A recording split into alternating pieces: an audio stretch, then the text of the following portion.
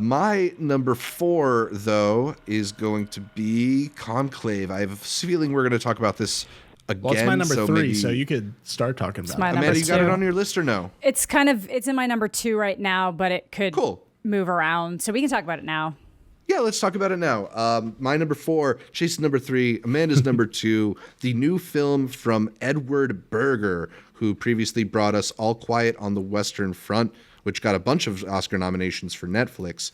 This is a very different movie in some senses, but it has a lot of that like edge of your seat suspense that you got from his previous film.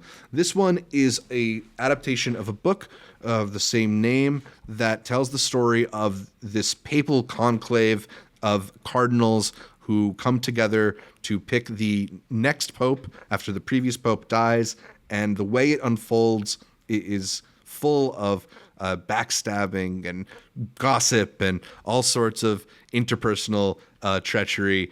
Amanda, you have this the highest out of any of us. What did you respond to in Conclave? I was hoping it was going to be good, but I just don't feel like there's a moment of this movie that isn't hitting. I've been joking, but it feels very serious that like this is Ralph Fiennes having his Ned Stark outing, where he's finding out these things he really doesn't want to know, but feels the utmost responsibility to actually deal with. And other people are also looking to him to deal with it. And there's so many ways it could go wrong. There's so many ways it could blow up for him. Was Ned the hand of the king? Because this is a very hand of the king type of role. Yes, so he was hand of the king. He didn't want it, and that was the whole thing, and they all moved there, and then, all that stuff happens for that incredible first season. So it really feels like that. This was the hand of the Pope. The Pope then dies, and this man is kind of left to put together the pieces as people are drifting out information and kind of wondering, why did it take people so long to call me and this other person here? What's going on? And then having to try to navigate all this stuff happening while all these different cardinals are coming in from literally every church from around the world to try to figure out who the new pope is going to be. So, and they literally are getting locked into separate rooms. They're not allowed going outside. They're not allowed interacting with things. And he even has like the honor that when he can find out information from someone, he keeps saying, I don't want to know.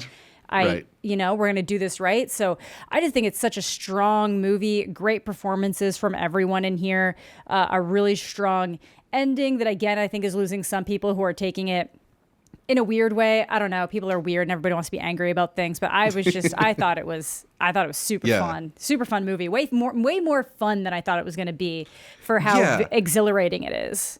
Right, because there's like a seriousness to the tone, but there's also a bit of humor in it, a bit of like surprise and elements that are meant to kind of take you, like throw you off your guard. It's got this sort of House of Cards-ish energy in that it's a lot of the politicking behind the scenes and just sort of seeing that play out against a backdrop of like popes and nuns, or I should say cardinals and nuns and stuff. It just sort of feels sort of funny in an out of place way, although I'm sure this is probably truer than we want to admit.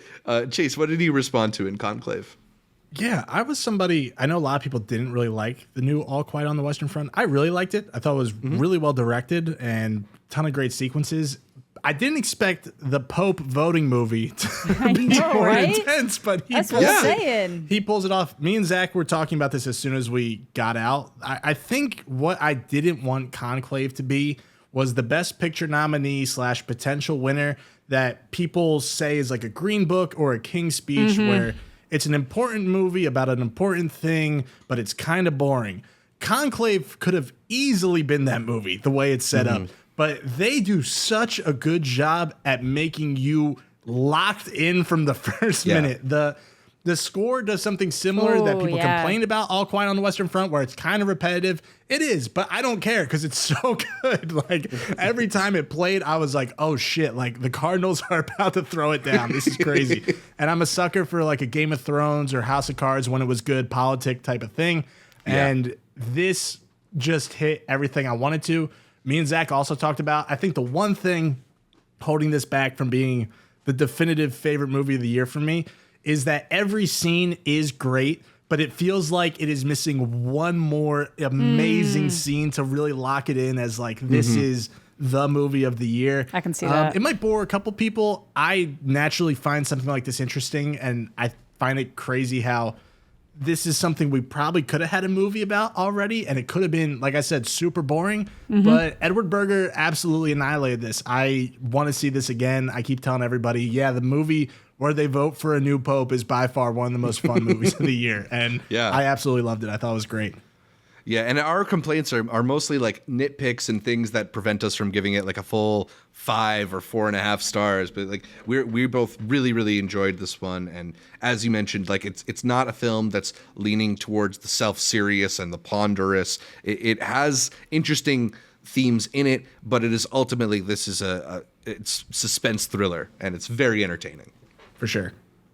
So yeah, Conclave. I got this one at number 4 on my list. And it was my 3, so Chase's 3, Amanda's 2.